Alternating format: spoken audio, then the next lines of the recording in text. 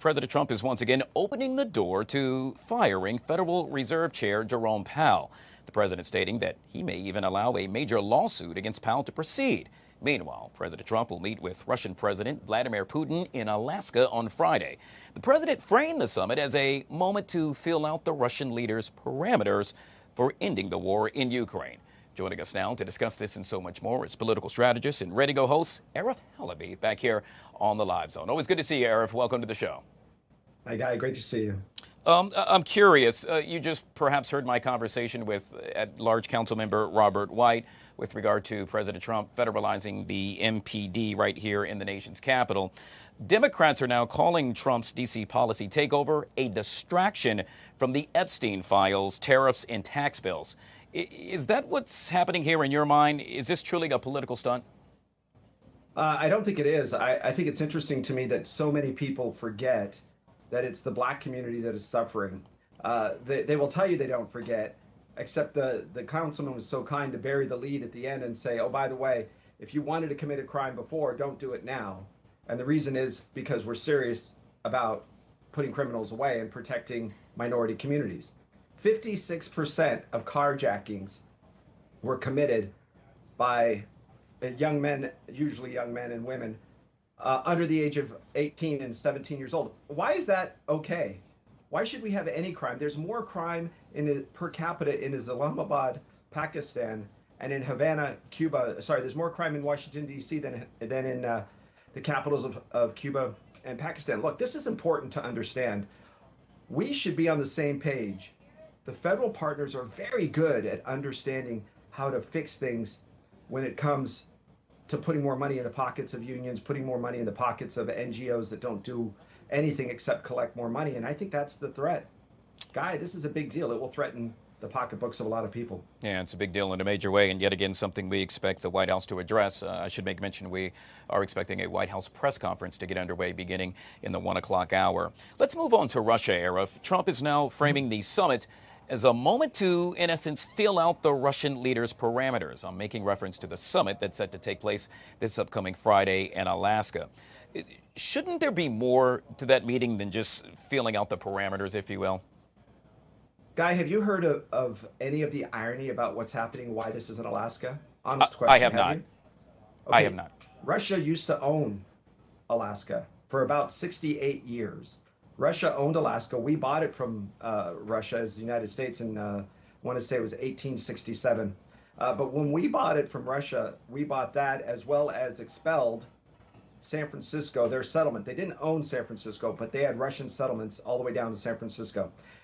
Maybe this is a little bit of telegraphing, saying maybe it's time for Russia to get out of the occupied territories that it has in Ukraine, as well as it's time to meet in Alaska where, surprise, you used to own it.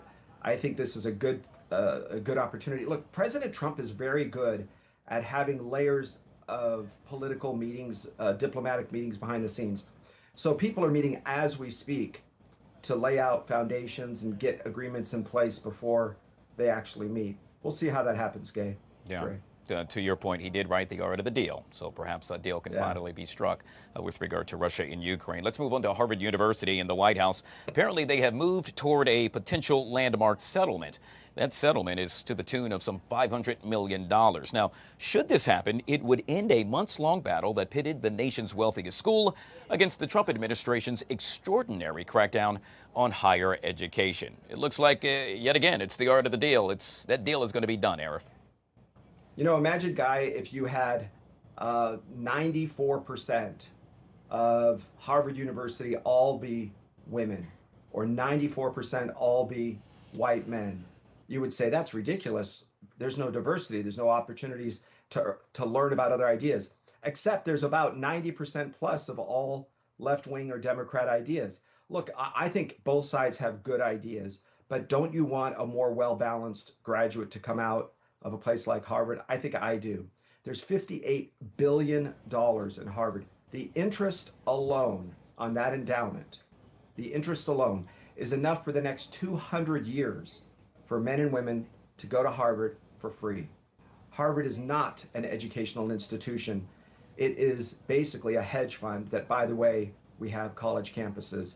So the president needs to treat them as such. I think the federal government needs to push back.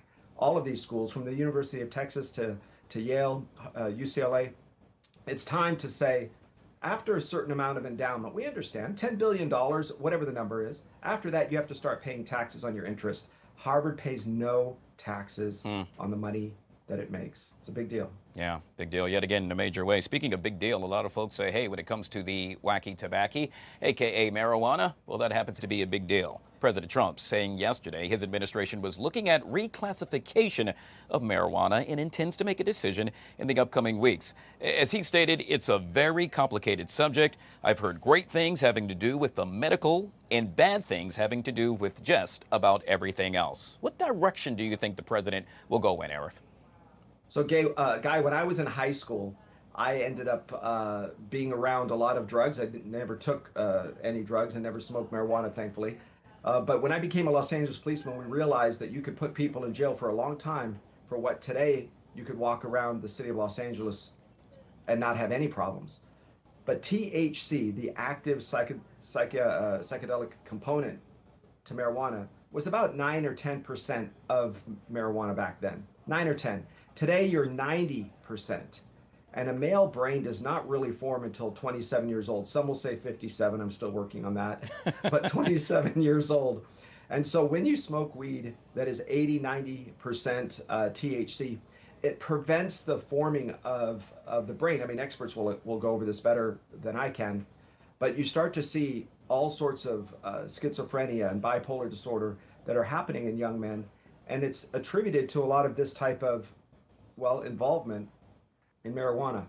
Look, last night, just 12, 15 hours ago, we're sitting in our living room. The doors were open and a big whiff of weed comes from our neighbor. These are middle-class homes, but now that it's legal, they stand outside. They don't want to pollute themselves, but we have to shut all of our doors or windows. That's just a small inconvenience, but go to parking structures, go to grocery stores. You smell it everywhere. I don't know if that's the right thing to do. Yeah, well, yeah, yet again, you live in the state of California. That has been, I would argue, common there for quite some time. It has now become common right here in the nation's capital as well. Just take a walk down the street, you are likely to smell the same stuff. A federal judge in New York now rejected a request by the Justice Department, if you will, to unseal grand jury transcripts related to the criminal investigation of Ghislaine Maxwell. Maxwell is serving a 20-year prison sentence for crimes related to, let's just say, procuring underage girls to the sexual abuse of Jerry Epstein. What's the latest with this, Arif, and how are you looking at this, and will we ever get to the end of the road? Yeah, this is definitely an unforced fumble by the Trump administration. They're making a huge mistake, as opposed to the left that every time Trump says up, they say down, left, they say right, black, they say white. This is true. You're going to see a lot of Trump's base, a lot of folks that support him. I'm a conservative more than a Republican in the sense that, look, I think this should be released. Here's the problem. There are names inside of that file. I have friends in a lot of places these days, and you can hear kind of whisperings of the types of names. And look, there are both sides of the political spectrum, including some very prominent Democrat names. And I think people need to understand this will shake up the entire system. And unless you can prove it, if you just associate a name to it, I don't know if that's the right thing to do. I think he needs to release more than he has.